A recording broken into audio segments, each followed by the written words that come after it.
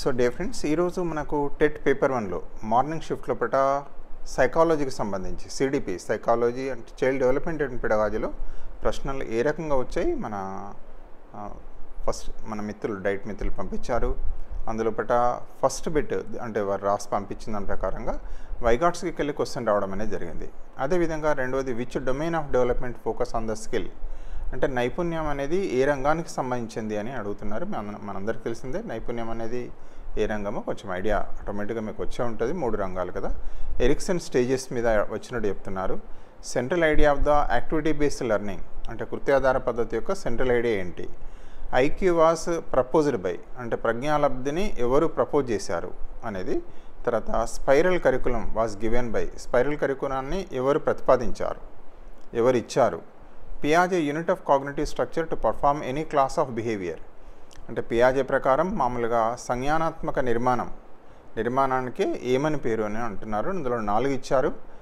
ఒకటి schema, 2 assimilation, 3వది accommodation, 4th the equilibrium. తర్వాత ఇంక్లూజివ్ ఎడ్యుకేషన్కి వెళ్ళి కూడా విలీన విద్యకి వెళ్ళి కూడా ప్రశ్న వచ్చిందని చెప్తున్నారు. విష్ఫుల్ ఫర్గెటింగ్ మీన్స్ అంటే కావాలని మర్చిపోతాం, రక్షక తంత్రాలకు వెళ్ళి వచ్చింది. సో దాన్ని ఏమంటారు? దమనం అన్న విషయం మీకు తెలిసిందే. రిప్రెషన్. ఫింగర్ డెక్స్ట్రిటీ టెస్ట్ అనేది దేనికి సంబంధించింది అంటే ఇది సహజ సామర్థ్య పరీక్ష అంటే వైఖరులు తర్వాత సహజ సామర్థ్యాలు పరీక్షలు ఏవైతే ఉన్నాయో అందుకెళ్ళి కూడా అడుగుతున్నట్టు ఇక్కడ అర్థమవుతుంది. ఫింగర్ డెక్స్ట్రిటీ టెస్ట్ అనేది దేనికి సంబంధించింది? సహజ సామర్థ్యాల పరీక్ష. గ్రోత్ అండ్ డెవలప్మెంట్కి వెళ్ళి క్వశ్చన్ వచ్చినట్టు చెప్తున్నారు. అదేవిధంగా లీడర్షిప్ మీద ఎఫెక్టివ్ లీడర్షిప్ అని కూడా క్వశ్చన్ వచ్చిందని చెప్తున్నారు. గైడెన్స్ ఈజ్ గివెన్ టు అనేది గైడెన్స్ మీద వచ్చినట్టు చెప్తున్నారు. గెస్టాల్ట్ ఫోకస్ ఆన్ దేనిపైన ఫోకస్ చేస్తారు అంటే గెస్టాల్ట్ అనేది అంతర్దృష్టి ఇన్సైట్ అనేది వారు చెప్తున్నారు. మరి వాళ్ళు క్వశ్చన్ అనేది ఈ రకంగా ఇచ్చారు. గెస్టాల్ట్ దాని మీదకి వెళ్ళి లెర్నింగ్ లాస్కి వెళ్ళి in solving maze game a child uses convergent thinking, divergent thinking, critical thinking, creative thinking అంటే మేజ్ పజల్ ఏదైతే ఉంటుందో ఆ గేమ్ను సాల్వ్ చేయడంలో పిల్లలు ఏ రకమైన ఆలోచనను ఉపయోగిస్తారు? ఒకటి కన్వర్జెంట్, రెండవది డైవర్జెంట్, బి, మూడవది క్రిటికల్ థింకింగ్, తర్వాత డి అనేది క్రియేటివ్ థింకింగ్. తర్వాత నెక్స్ట్ క్వశ్చన్ తీసుకుంటే కోల్బర్గ్ పోస్ట్ కన్వెన్షనల్ స్టేజ్ పైన క్వశ్చన్ వచ్చినట్టు చెప్తున్నారు. కోల్బర్గ్ నైతిక వికాస్ సిద్ధాంతం ఏదైతే ఉందో అందులో పట. తర్వాత గ్లాండ్ ప్రెజెంట్ బిలో హైపోథాలమస్ అంటే బ్రెయిన్ లోపల ఈ హైపోథాలమస్ దిగువన ఉండే గ్రంథి పేరు ఏం పేరు అని అంటున్నారు. Law of effect and it's application అంటే ఫలిత నియమం దాని యొక్క అనువర్తితం పైన ప్రశ్న వచ్చినట్టు చెప్తున్నారు. NCF 2005 NCF 2005 did not follow plurality of text books ఏది ఫాలో కాలేదు, ఎన్సిఎఫ్ ఏది చెప్పలేదు అని. 2 language formula, integrated approach, stimulating school environment అనే దానిలో ఏది చెప్పలేదు అంటే మనకు ఆల్రెడీ తెలిసిందే వాళ్ళు 2 లాంగ్వేజ్ ఫార్ములా గురించి మాట్లాడలేదు.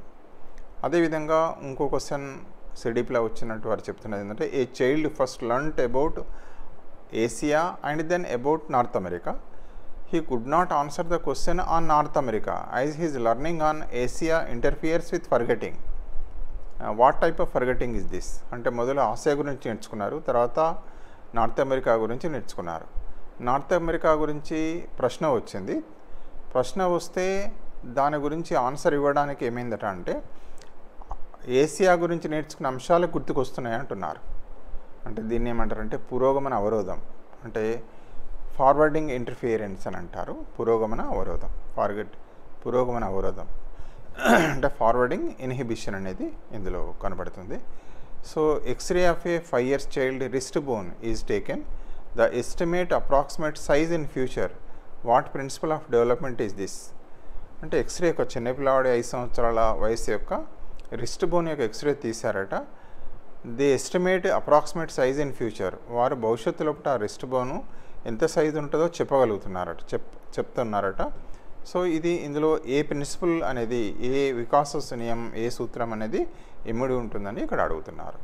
Next what amount of fine is laid on school if it collect capitation fee against RTA provision అంటే ఎవరైనా స్కూల్కి వెళ్ళి పిల్లల అడ్మిషన్ తీసుకున్నప్పుడు క్యాపిటేషన్ ఫీజు కనుక కలెక్ట్ చేస్తే ఫైన్ ఎంత ఉంటుంది? ఒకటి 50,000, రెండవది B 25,000, C up to 10 times of collected fee, D up to 5 times of collected fee. So దీనిలో కరెక్ట్ ఆన్సర్ ఏంటి అంటే so up to 10 times of collected fee ఎంత క్యాపిటేషన్ ఫీ కలెక్ట్ చేస్తారో 10 రెట్ల ఫైన్ అనేది జరిమానా విధించబడుతుంది.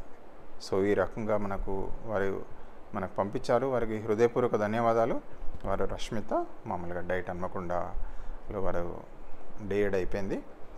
ఇప్పుడు సో పేపర్ 1 రాస్తారు. సో థ్యాంక్ యూ అమ్మ రష్మిత, మీకు thank you very much.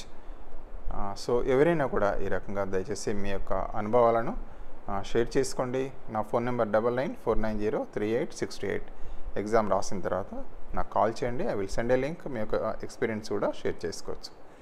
So ఈ రకంగా మనకు అన్ని పేపరు మామూలుగా మోడరేట్ అంటే ఒక రకంగా ఈజీగా ఉందనే చెప్తున్నారు. సో టెన్షన్ పడాల్సిన అవసరం లేదు. బట్ తప్పనిసరిగా రివిజన్ అయితే చేసుకోవాలని చెప్తున్నారు. అన్ని సబ్జెక్టులు కూడా క్లాస్ 1 to 8th వరకు కాంటెంట్ మీద అడుగుతున్నట్టు చెప్తున్నారు. క్లాస్ 1 to 8th లెవెల్ వరకు క్వశ్చన్స్ వస్తున్నట్టు మన మిత్రులకు వెళ్ళి వస్తున్న ఇన్ఫర్మేషన్ ఉంది. So I wish you all the best. So డిఎస్సిలో కూడా మంచి విజయాలు సాధించాలి. టెట్లో ఇప్పుడు మంచి స్కోర్ సాధించాలని కోరుకుంటూ థ్యాంక్ యూ వెరీ మచ్.